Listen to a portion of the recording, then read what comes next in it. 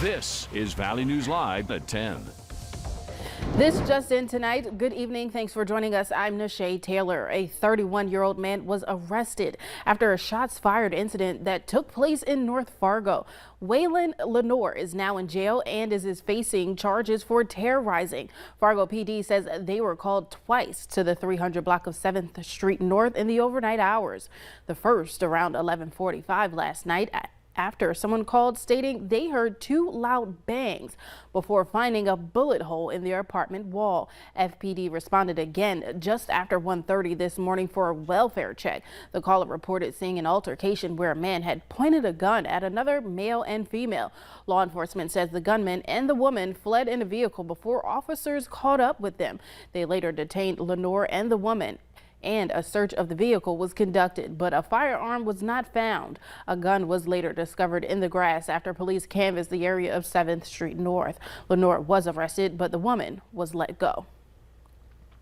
But early this morning, Fargo PD responded to yet another shots fired incident. This time, they were called to the 1500 block of 11th Street North. They say a person standing on his balcony began talking to a man walking across the street. That's when the man walking pulled out a gun and started shooting towards the caller's apartments. Authorities say a bullet entered the side of an occupied unit, causing property damage. Police say officers searched the area but did not find any shell casings. Now, no one was injured, and it's unclear if there is a person of interest in this case, but the incident remains under investigation. The Valley City Police Department says they were dispatched to the 200 block of 3rd Avenue Southeast after a person had barricaded themselves and started a fire inside an apartment this afternoon. The person refused to leave the apartment after police made contact.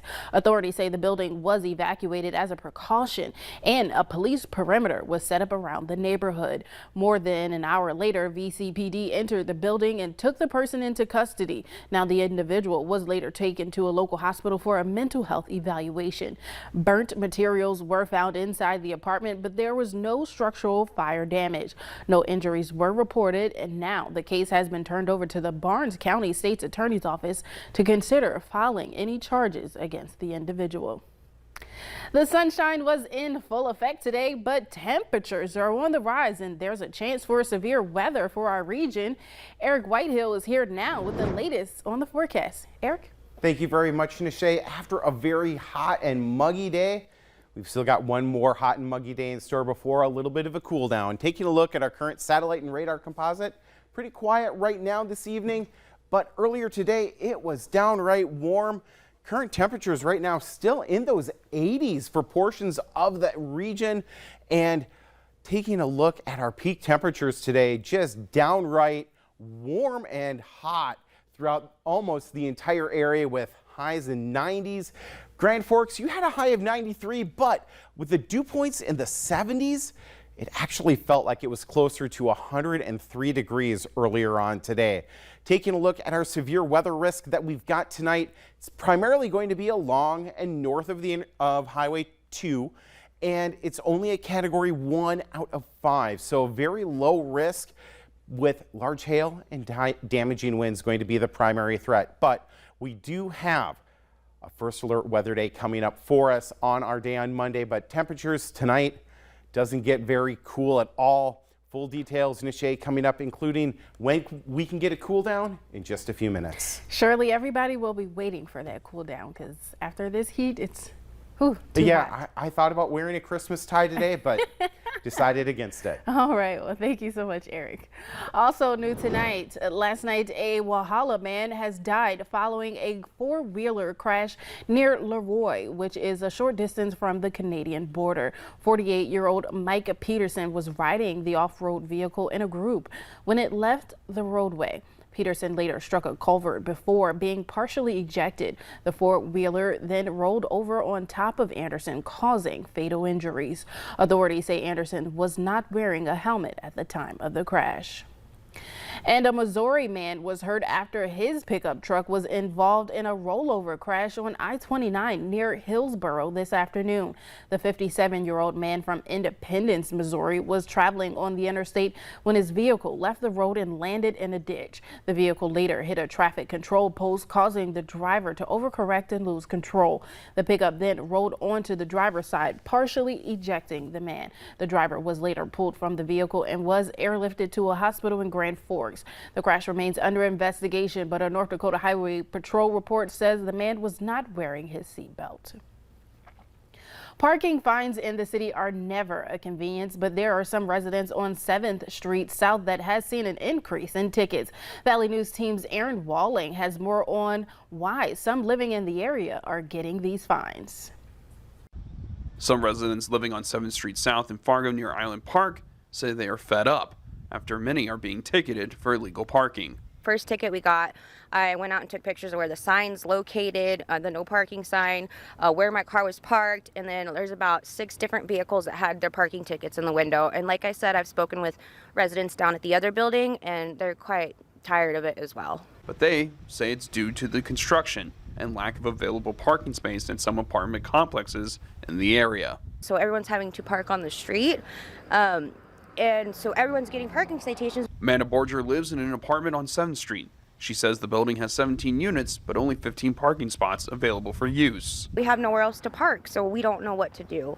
The Fargo Police Department says anyone can appeal their tickets. If you do a little prior planning, we'll work with people, but they can't just assume that, hey, I can't park in my parking lot, I can go park in a no parking zone. It doesn't work that way. But Fargo PD also says this can be avoided if property management companies file a parking exemption with the city before construction starts. Apartment management can ask for an exemption. Okay, and so once it's cleared with, say, city engineers, us, Public Works, and if that's going to work, we will grant an exemption to existing parking thing.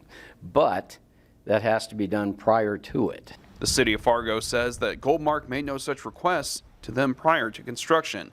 According to Borger, Goldmark has said they will help reimburse the parking fines that residents have been accruing in the area. In Fargo, Aaron Walling, Valley News Live.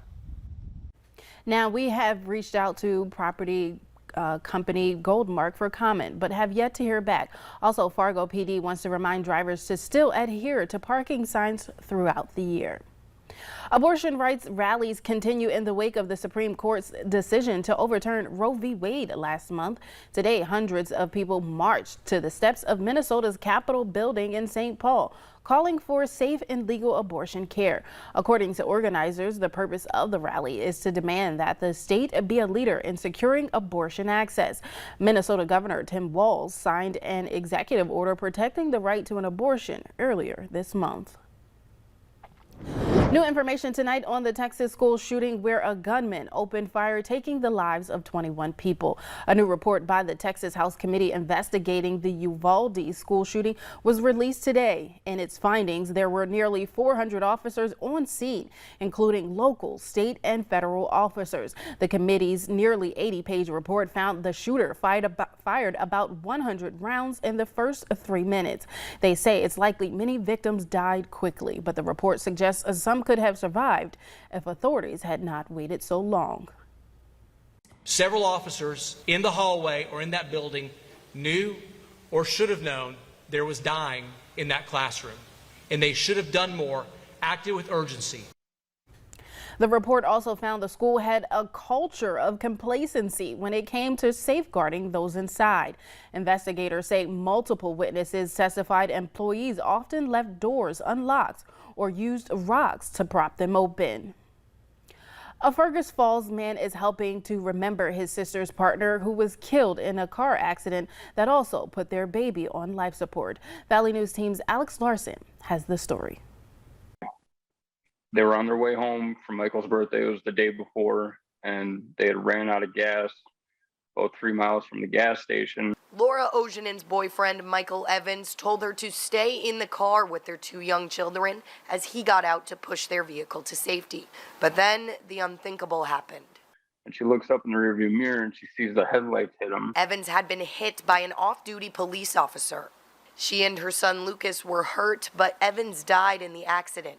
And their 2-month-old son Elijah is now on life support. The concern is the amount of damage that swelling is causing to his brain. LeBlanc says today neurologists did not find any responses in Elijah's brain, and they do not think he will make it.